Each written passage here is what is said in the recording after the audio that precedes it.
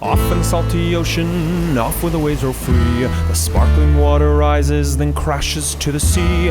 Out amongst the breakers, you'll have no need to fear. It's true, it's the blue frontier.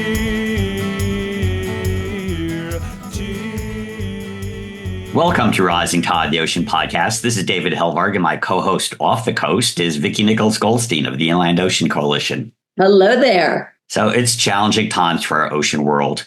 And with a lot of climate deniers coming into power, sometimes it's nice that you can still save the earth 400 acres at a time. Or actually 413 acres, which is the size of a natural San Francisco Bay headland here in Richmond, California, now slated to become Point Molate Park after the California Coastal Conservancy gives its final approval to a $40 million deal. But that deal wouldn't have happened without the dedicated work of lots of grassroots community activists. Blue Frontier has been involved through its Point Molate Alliance project during this 20-year battle. And among its leaders was one of our past podcast guests, musician, activist, and radio personality, André Soto, who has since moved to Portugal. But André still has the memory muscle of all it took to make sure Point Molate didn't become the largest casino complex west of Las Vegas or a luxury housing estate subsidized by the city. Both crazy schemes that have now been replaced with the new East Bay Regional Park. Wow, quite a journey. And Andres, it's so nice to have you back again with us. This time, not so much about the fight, but the celebration of the success. I want to ask both of you, what initially drew you to this effort to protect Point Molate, and why is this land so special and worth fighting for? I grew up in Richmond, and I really only went to Point Molate for the first time when I was in my late teens. It is one of these kind of hidden places. First time I went, the Point San Pablo harbor had houseboats, and it was kind of a funky hippie kind of thing. And I was going to community college, and I went to a couple parties out there. And I said, wow, what is this place? Because they never teach you local history in schools. And then it was also around the same time I was a young musician, and it was a great place for us to go hang. And you could drink wine, smoke weed, and bring girls, and without ever being bothered by the cops, which is a real problem in Richmond, especially in those days with the murderous cowboy cops. And so that was kind of my introduction to the place itself. And then later on, it was a good place to go hang, let the kids go to the beach, could do some fishing around there. But much later, I found out that there was the large base decommissioning that happened after the Vietnam War. And so Point Molate was a naval fuel depot, at least part of it. And so it was one of the bases that got decommissioned, and there was a whole reuse plan. Of course, I didn't know anything about it. Even though I lived there, it wasn't something that they tried to incorporate a lot of people into. It was a typical Richmond insiders kind of deal with politicians, developers, and the building trades unions having a heavy influence on what that reuse plan would look like, as we came to find out later on. So in 2002, on Cinco de Mayo, me and my sons were the first Mexicans to get beaten up and arrested by the Richmond police for asking why they closed down 23rd Street. And in the course of organizing for justice for our community afterwards, we created a political organization called the Richmond Progressive Alliance to try to change the nature of politics in our community with a progressive lens. And so it was in the course of going to city council meetings on a weekly basis and thinking about running for city council that we came to find that there were these plans to move forward at Point Molate with the concept of a massive casino. They were billing it as it would be the largest casino west of Las Vegas. And my parents grew up near Chicago, and so I knew organized gambling was organized crime. And that was the last thing we needed in Richmond. Got that for sure. All right, David, come on back in for the beginning. What got you going and excited about this project? Well, I moved to Richmond about 18 years ago now and moved to be by the water. It was great, but I didn't think much in terms of nature-based until this guy, Leck, who described himself as a grasslands geek, took me out to this headland. And wow, there was an old wine castle there, but it was really like wild, the healthiest eelgrass in the bay, offshore and onshore, the last watershed containing native grasses. And we saw mule deer and wild turkey.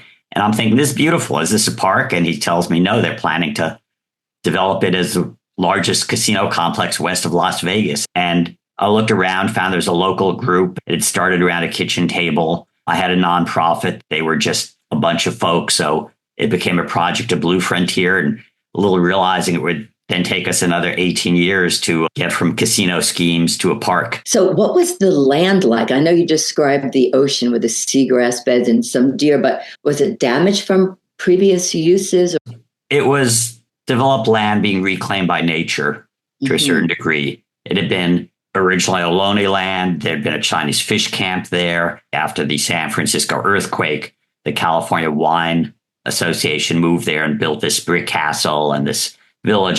Then during World War II, the Navy had it as a fuel depot. It's got a high ridge line, about 500 feet, the other side of which used to be the Standard Oil refinery, now it's Chevron. And the Navy was building, Richmond was a center of shipyards for the war, Kaiser shipyards that were building 740 Liberty ships. They went direct to the Point Molate and loaded up. This was the central fuel depot for the Pacific War. And eventually, it was all being reclaimed. A lot of it was natural, undeveloped, native grasslands, tunions, the size of trees, also lots of oak and other native trees. A beautiful mix of wooded and grassland, hilly headlands, bluffs, spectacular views of the bay, and also the last place where native grasses connect with healthy, intact eelgrass beds offshore. So habitat for over 200 bird species offshore. It's leopard sharks and river otter and seals and sea lions, and spectacular also where the herring lay their eggs, where the Dungeness crabs grow up. All of this, of course, put at risk. In 2010, we had a vote in the city, and the city voted 58 to 42% against a casino. And as Andres, and we thought we'd won at that point. We dissolved our group and we opened up a beach park, and we thought that we had a victory and we'd keep expanding it as a park. As David was mentioning, a lot of organizing took on very powerful interests, but because we were able to stymie their development, the decision was to put it up for a referendum, which rarely happens in Richmond. And it brought together interesting sides, because the card rooms like Emeryville, San Jose, and those kind of interests were against it because it could undercut their business. But yet the building trades unions and this developer, Jim Levine, had these dreams for this casino, and they had bought off the city council majority. And at that time, one of the city council members, Tom Butt, was raising questions about it. And his thing is always to try to leverage deals. So we all united and got this referendum, and the people voted against it. And that was a shock. But the capitalist interests never stopped. And so they continued forward. They worked on getting the city council elected and Tom Butt elected mayor, who did a complete 180. And knowing that the casino deal was dead, started pushing for the concept of high-end housing. And on a very steep hillside, that was a high fire risk area. And there was no water service, no sewer service, no electrical infrastructure, none of that stuff. All of that stuff would have to be built in. Now, up on the hillside, what they do have are the remaining concrete pads of what used to be oil storage tankers. And so all that stuff would have to be removed, roads would have to be graded, and this would create a tremendous disruption to this ecology that David was talking about. And so the battle continued, and lawsuits ensued, and lawsuits back and forth, various interests. And what the city did do at one point was they sold the property to a Rena tribe, a small group of landless Native Americans from up in Lake County. And they were the ones who were going to be the front for the casino concept. But, I usually oppose Dianne Feinstein. But the one thing she did good as a senator was oppose this Rennet tribe from being able to develop their casino.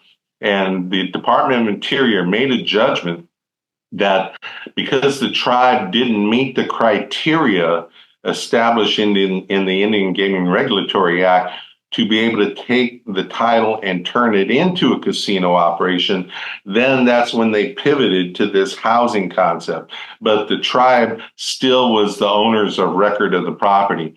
So it meant that we had to deal with the developer who was pimping the tribe, and then the tribe themselves and their interests, and they got sophisticated over time. And ultimately, these lawsuits ended up in us being in federal court and starting to talk about reaching the settlement, which meant what was going to be the price. And that's really what everything hinged upon, was coming to a mutually agreeable price. And then where would we get the money? So what happened was, after the casino failed, the casino developers kept suing the city and losing until Tom Butt became mayor, who wanted development. He cut a deal that they would develop the land, split the profits, and if they couldn't develop the land, then the casino people, including the tribe, would have ownership of the development rights for another 5 years. By then, we've got community organization going on. During COVID, the beach park, 3% of the land that was open to the public was flooded with people bringing their children. It was like people began to understand what a great resource this was and how it ought to be a park. And by then they were talking, they'd cut a deal with a Southern California developer who wanted to put up first 650, then 1,400, then 2,400 units of unaffordable housing. And Point Molate Alliance, we formed coalitions with affordable housing groups that thought development should be downtown, not in this isolated zone. And commercial fishermen who wanted to protect the offshore eelgrass beds. That's where all the Dungeness crab and herring grow. And lots of environmentalists and lots of citizens. So in the end, we had this issue that even though it was public lands, the previous developers had rights to it. The Southern California developers wanted $300 million bond from the city. In 2020, a new city council was elected, and they looked at the financials. They said, it's not going to work. This poor city can't float $300 million for high-end housing. And at that point, the city attorney said, so what's your plan for development? SunCal was the company, and they refused to give a plan. They'd counted on the city floating their costs. So they're suing, but then Point Molate Alliance and other environmentalists had also sued under the CEQA environmental impact, saying the environmental impact statement for housing wouldn't work. And the California Appeals Court, the top court, agreed that the environmental impact statement from the developer didn't address evacuation in case of fire, didn't address the Ohlone, the original indigenous people and their sacred sites on the property. So without an EIR, all the original contracts were invalid. So basically at this point, Nancy Skinner, a state senator, had recognized what the citizens wanted, gotten $36 million commitment from the state of California, and East Bay Regional Park District threw in another $4 million. We had 2 years of negotiations with the failed casino developers. Eventually, they took all $40 million to give us back our rights to our public lands. But that's, as Andre says, that's sometimes what it takes. We now have an agreement in place that will make all 413 acres. The city's giving its land, 80 acres of developmental land is being given over. It's all becoming a park for the people. It's taken years. Do you love the salty characters and ocean champions we have on the Rising Tide? So do we, and we're dedicated to bringing inspiring stories and voices that make waves. But here's the catch. We need your support to keep the tide rolling. A tax-deductible donation at bluefront.org will help keep the Rising Tide on the air and online. If you're ready and able to amplify these salty voices for the sea, dive in with a donation, big or small. Visit bluefront.org and join the movement. And now, back to the show. How did you get the community involved? Because you've gone through a lot. What were some of the strategies to rally the public and get the the right kind of political support. And what did that look like? Because this is all very grassroots, and it's challenging when you have big development and big bucks. What was it like to just really put your heart and soul into this effort? There's a long legacy of environmental activism and parkland development on the shoreline in the East Bay, in the Northeast Bay, specifically here where we live. And the East Bay Regional Parks District is one of the largest public park districts in the country. And so these are some of the legacies that have created a culture around this concept of preserving land, protecting land, and keeping open public space. So there were advocates that came out of that movement, but then there were people like myself who were from Richmond who saw this as just another example of how the corporations and the building trades unions were exploiting public lands, public monies for their own profits and their own benefits. So local people like myself who have a legacy of living in this community, who understand that our community is underparked, meaning there is less municipal parkland per capita than most other communities, or what would be a healthy community. So in the effort to try to convert our community from a legacy of exploitation to a legacy of healthy living, meant that this was a key piece of that, a cornerstone piece of that movement. It meant reaching out to African-American community, historic community, the new, more like yuppie crowd. Richmond is a majority Latino community, and with also a large Asian population that's extremely diverse. And so reaching out to all these different constituencies meant a multi-pronged community organizing effort. That means holding events out there at the park so that people could come out and see it and discover it. And once they discover it, it's so close that it's easy to get to, and they don't have to go up into the East Bay Hills through Kensington and Berkeley to get to Tilden Park. They don't have to cross the bridge to go over to Muir Woods or the ocean. It's all right there. And the more you got people out onto the site, the better it got. At one point, the city hired a contractor who was taking people out there saying, now, where would you like the housing? And everybody looked around and said, we don't want housing, we want parks. They're going like, no, you have to tell us where the housing goes. And they're like, no, we want a park. So when did Blue Frontier come in to take this on as a project? Right after I got that first tour and discovered they wanted to create a casino. So Blue Frontier became a sponsor of Citizens for Sustainable Point Molate. Mm-hmm. And we thought, but we had term limits on our mayor. So our mayor, Gail McLaughlin, who supported the park, after we had the ribbon cutting for the beach park, she was term limited out. And suddenly there's this other development threatened. So we created Point Molate Alliance after they tried to bring in a Southern California housing developer. And that's been around for, I don't know, going on a decade now. And now we've got plans for a park. What we do now, we're the dog that caught the car. Now we're going to have a world-class park here. And what's the next steps? David mentioned the beach park, which is actually a municipal park. It is a city park. And it had closed for 10 years while they're trying to figure out what they're going to do with the bigger parcel of land. But after the referendum, they decided to reopen it. And then that's when we started utilizing it for a bunch of different activities. And now this much larger park is actually going to be a part of the East Bay Regional Park District, not a municipal park. But once again, it'll provide public access. And what's also important to remember is this is all with public money. And it's part of that state money is from the 30 by 30 plan to protect 30% of California's lands and waters by 2030, which we need as protection against the impacts of climate and loss of biodiversity. So this is home to ospreys. When we brought young people out there at one point, an osprey came down and grabbed a fish, and this whole high school class like burst into cheers.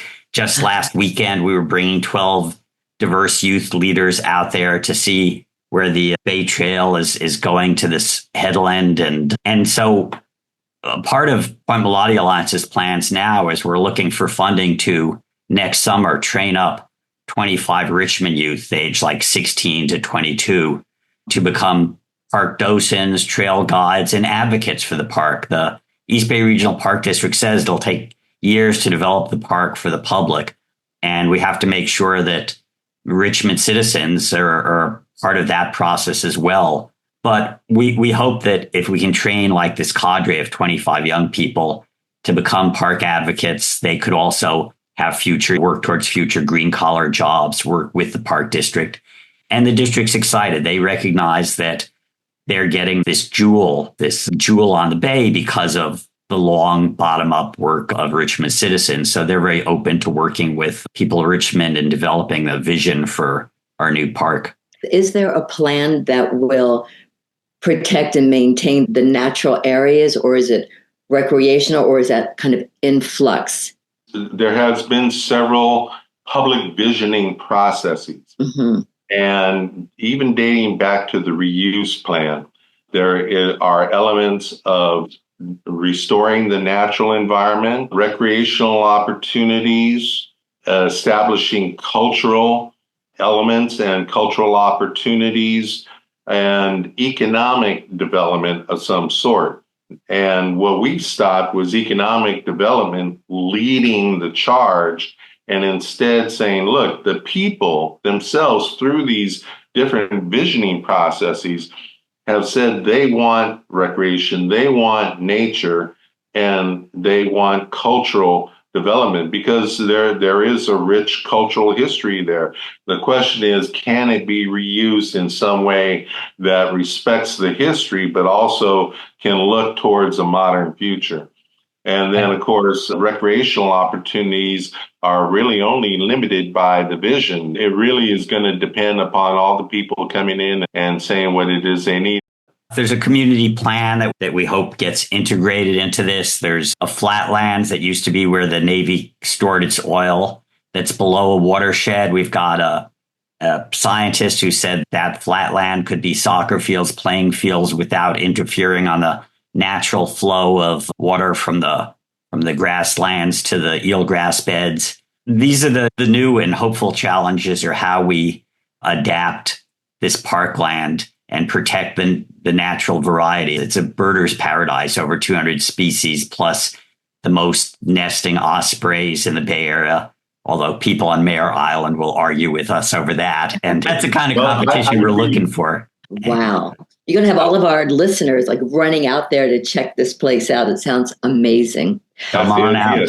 Let me ask you, you guys have been like in the heart of this, and it's been almost 2 decades.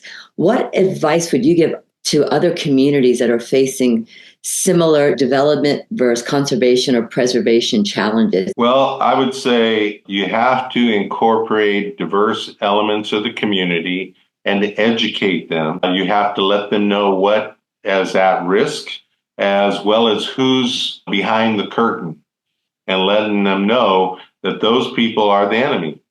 And you have to have some good, dedicated lawyers, because everything ends up in court. And we have benefited much from that, but we did our work, and you have to have a very diverse toolbox, which includes a very strong political component, meaning that you just can't be an advocate from the outside. You have to get your own people elected to office who are in a decision-making position. It's an inside-outside job. You get the right people elected, and they'll tell you, without outside pressure, without citizen activism, it doesn't happen. And I think any community, particularly underpark communities, minority communities that have historically been targeted by polluting industries and unsavory developers, can look at and what we did here and say, this is a repeatable phenomena. Build and I think one thing to understand politically is that developers get a lot of politics done, especially in a place like California with the building trades unions, which is one of the bastions of Trump-type people who are white men without college educations who are making a ton of money off of exploiting the land. And the joke is they'll build a gas chamber for their mother if they can get a PLA, a development agreement, where they get exclusive rights. Organize at the community level, educate, show people what it is they're protecting, and then people protect what they love. This park it's been such an inspiration for those of us who've been following this and watching the tension between the development, the casinos, the tribes, the communities. So I just want to say congratulations. It's very exciting. And when will it be like boom, where we can actually go celebrate, bring the bands and have our music? What are we looking at for dates? They're looking at early in the new year, early 2025 to officially announce it. And then, of course, the unspooling may take years in terms of developing the hiking trails and the recreational facilities. But it should be official early in 2025 is what the East Bay Regional Parks is saying. Oh, that's awesome. Before we wrap up, are there any parting words that you guys want to just give our listeners about this amazing journey? Yeah, I'm just extremely proud of being from Richmond and knowing that given the legacy of exploitation in our community, that the people were able to come together and demonstrate their strength to protect and preserve what is good for them. And it's really changed the impression of the Richmond community in the larger Bay Area and in the country and around the world. What's happening in Richmond reminds me of the first Earth Summit I went to, where there was a march, 30,000 people led by Buddhist monks with cell phones and a big banner that said, "When the people lead, the leaders will follow." And I think that's what we've proven here. That is beautiful. Well, gentlemen, thank you both for being on the Rising Tide Ocean podcast. André Soto, David Helvarg. It was a pleasure, and congratulations on all of your hard work. Thank you so much, and thanks for having us. See you on the next podcast. You betcha. Ciao, boa viagem. Woohoo! Rising Tide, the Ocean Podcast, is a production of Blue Frontier, co-hosted by Blue Frontier's David Helvarg and Vicki Nichols Goldstein of the Inland Ocean Coalition, with production support from Holden Hardcastle of Fluid Studios, Natasha Benjamin, and Nick Paz, and editing services provided by Charles Landon of Studio Cape May. You can find Rising Tide at bluefront.org or on Apple, Spotify, or wherever you download your podcast. And don't forget to recommend the Rising Tide Ocean podcast to your friends and other ocean lovers. Off in the salty ocean, off where the waves roll free. The sparkling water rises, then crashes to the sea.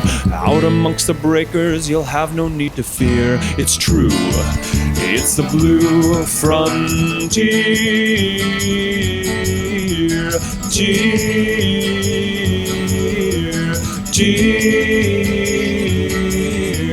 Off in the salty ocean, off to the blue frontier. Sparky, come here, buddy. Sparky. There you are. Good boy, Sparky.